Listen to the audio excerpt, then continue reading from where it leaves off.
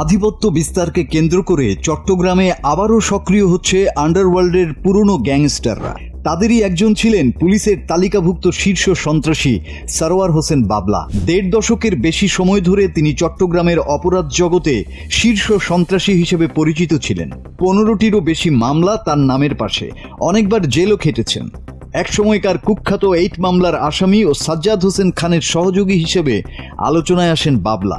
পরবর্তীতে গুরু সাজ্জাদের সঙ্গে বিরোধ তৈরি হলে নিজস্ব গ্যাং গঠন করেন তিনি। এরপর থেকেই সাজ্জাদ ও বাবলার মধ্যে চলতে থাকে বিরোধ।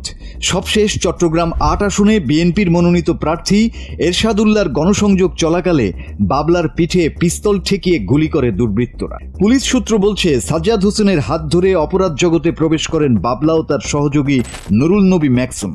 আধুনিক অস্ত্র হাতে চট্টগ্রামে ত্রাস ছড়াতেন তারা।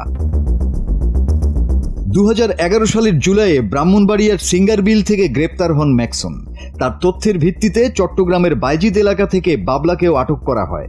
এ সময় তাদের কাছ থেকে বিপুল পরিমাণ গুলি ও অস্ত্র উদ্ধার করে পুলিশ। ২০১৭ সালে কারাগার থেকে জামিনে বেরিয়ে কাতারে চলে যান দুজনেই। পরে সেখান থেকেই চাঁদাবাজি পরিচালনা করতেন বলে অভিযোগ ছিল পুলিশের। কাতারে মারামারির ঘটনায় ১ মাস কারাভোগের পর ২০২০ সালের ৮ ফেব্রুয়ারি বাবলাকে দেশে ফেরত পাঠায় কাতার পুলিশ।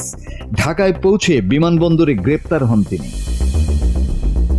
প্রায় ৪ বছর কারাগারে থেকে জামিনে বের হওয়ার পর আবারও আলোচনায় আসেন বাবলা। গত বছরের বৈষম্য বিরোধী আন্দোলনের সময়ও তাকে গ্রেপ্তার করা হয়েছিল। পরে জামিনে মুক্ত হয়ে বিএনপির নেতাদের ঘনিষ্ঠ হয়ে ওঠেন তিনি।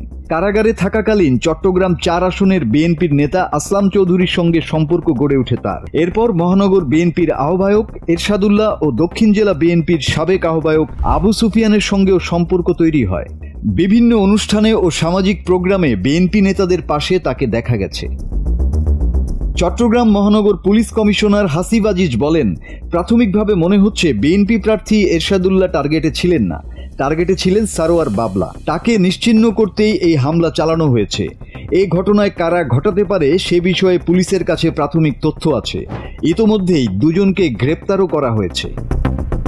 Bangla TV news desk.